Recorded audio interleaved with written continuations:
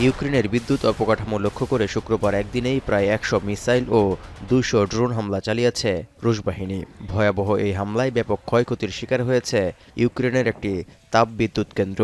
Poland সীমান্তবর্তী লাভিভের পশ্চিমাঞ্চলে ৬টি জ্বালানি সুবিধাও ক্ষতিগ্রস্ত হয়েছে। নষ্ট হয়ে গেছে গুরুত্বপূর্ণ সরঞ্জামও।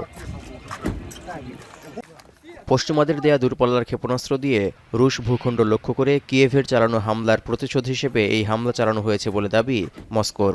আর এটিকে ২০২২ সালের ২৪ ফেব্রুয়ারি কিয়েভে মস্কোর পূর্ণমাত্রা হামলা শুরুর পর দেশটির বিদ্যুৎ অবকাঠামোর উপর অন্যতম একটি বড় হামলা বলে দাবি ইউক্রেনের।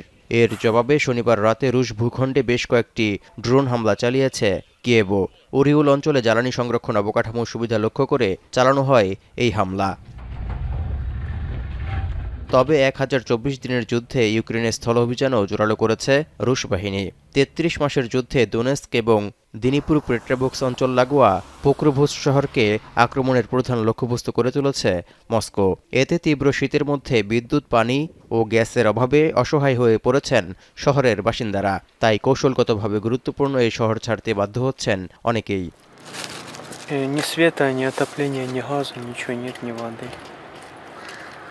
Что хорошего? Людей, не знаю, людей еще много, 1010-9 еще есть. Выезжать и за что выезжать? Я, допустим, еще не пенсионерка, мне вообще ничего не получит.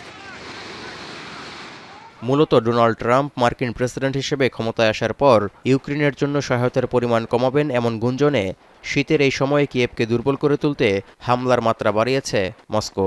এমনকি প্রতিকূল পরিস্থিতিতে ইউক্রেনীয় বাহিনীর বিরুদ্ধে লড়াইয়ে রুশ বাহিনীর সদস্যরা কিভাবে সফল হবেন তার জন্য যুদ্ধের ফাঁকে চলছে প্রশিক্ষণও।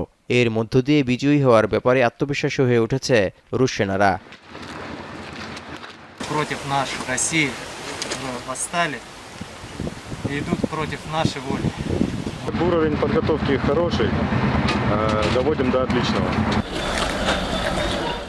এদিকে ইউরোপীয় ইউনিয়ন এবং ন্যাটোভুক্ত দেশগুলো সহ ইউক্রেন মিত্ররা নির্বাচিত মার্কিন প্রেসিডেন্ট ডোনাল্ড ট্রাম্পের কার্যভার গ্রহণের জন্য অপেক্ষায় রয়েছে।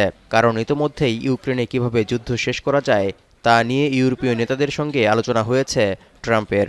এমনকি ক্ষমতার শেষ সময়ে এসে কিয়েভের জন্য প্রেসিডেন্ট জো বাইডেনের বিভিন্ন সহায়তার প্রতিশ্রুতি নিয়েও বিরোধিতা করতে দেখা গেছে ট্রাম্পকে। এছাড়া বৃহস্পতিবার প্রকাশিত টাইম ম্যাগাজিনের সাক্ষাৎকারে যুক্তরাষ্ট্রের দেয়া ক্ষেপণাস্ত্র দিয়ে রুশ ভূখণ্ডে ইউক্রেনের হামলার কঠোর সমালোচনা করেছেন ডোনাল্ড ট্রাম্প। এর প্রশংসাও করেছে ক্রেমলিন। তৌহিদুর রহমান, এখন বিশ্ব। শিয়া বাটার ও ভিটামিন ই সমৃদ্ধ lily glam beauty soap. Lily, always beautiful.